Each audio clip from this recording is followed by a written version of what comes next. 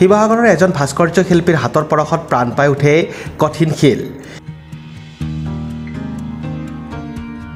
শিৱসাগৰ জিলাৰ মাজমজিয়াৰ বেজবৰুৱা চুকৰ ৰূপম বেজবৰুৱাই ভাস্কৰ্য শিল্পৰ জৰিয়তে পৰিচিত আৰু সমাদৰ লাভ কৰি এইগৰাকী শিল্পীয়ে বিভিন্ন মঠ মন্দিৰৰ তোৰণ, বিভিন্ন ভাস্কৰ্য আৰু বহুতো বৰেণ্য ব্যক্তিৰ প্ৰতিমূৰ্তি নিৰ্মাণ কৰিছে।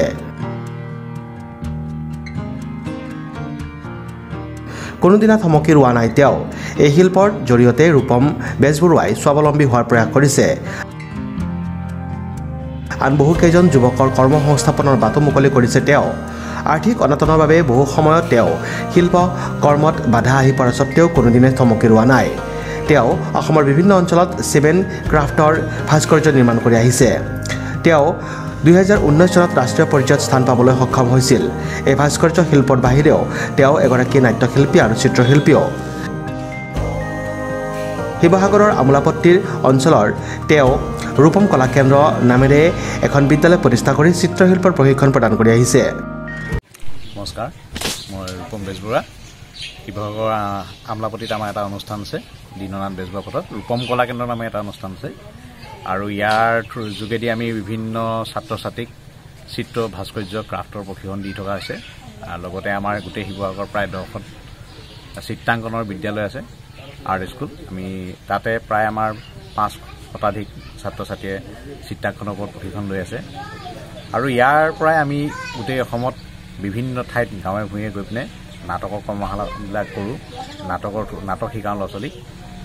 আৰু এই যিটো মোৰ প্ৰতিষ্ঠান ৰূপম কলা কেন্দ্ৰ, ইয়াত আমি মূৰ্তিবিলাকৰ নিৰ্মাণ কৰোঁ।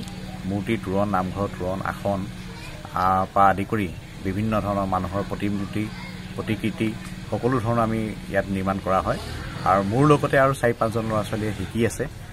তেওঁলোকেও এই ভাস্কৰ্য শিল্পৰ যিটো কাম, ভাস্কৰ্য শিল্পটোক নিজৰ জীৱনৰ পথ হিচাপে লৈ তেওঁলোকে শিকি আছে, যাতে ভৱিষ্যতলৈ তেওঁলোকে এই ভাস্কৰ্য শিল্পৰ কৰ্মৰ দ্বাৰা নিজৰ ঘৰখনত এমুঠি যোগাৰ কৰিব পাৰে। আৰু সেইভাৱে আমি শিকাই আছোঁ বহুত ল'ৰা ছোৱালীক। আৰু কেইবাজনেও প্ৰায় শিকি গৈছে আৰু এই বস্তুটোকে জীৱিকা হিচাপে লৈ চলি আছে। আমাৰ ঘৰত এটা যি ৰূপম কলা কেন্দ্ৰ অনুষ্ঠান আছে, ইয়াত বিভিন্ন ঠাইৰ পৰা ল'ৰা ছোৱালীবিলাক আহে, থাকি লয়, মাহজুৰি থাকি লৈ কাম শিকে আৰু খুব ভালদৰে কাম শিকি যায়। আৰু ইয়াত আমি বিভিন্ন ধৰণৰ প্ৰতিমূৰ্তিবিলাক নিৰ্মাণ কৰোঁ। এইফালে আমি এতিয়া বনাই আছোঁ বহুত মূৰ্তি, আপোনালোকে চাবলৈ পাব ভিডিঅ'ত। আৰু নামঘৰ তোৰণ বনাওঁ, সিংহৰ পৰা আদি কৰি জয় বিজয় সকলো ধৰণৰ বস্তুবিলাক আমি বনাওঁ। চিত্ৰাংকনো কৰা হয়, বিভিন্ন ধৰণৰ ছবি আমি অংকন কৰা হয় ইয়াত।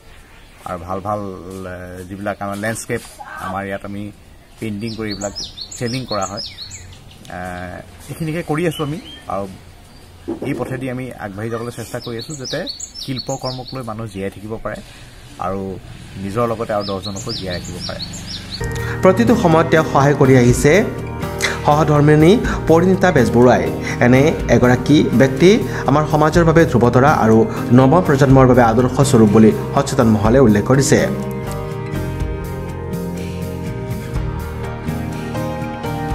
শিৱসাগৰৰ পৰা পৰিদালী ৰিপৰ্ট, নিউজ এক্সপ্ৰেছ, অসম।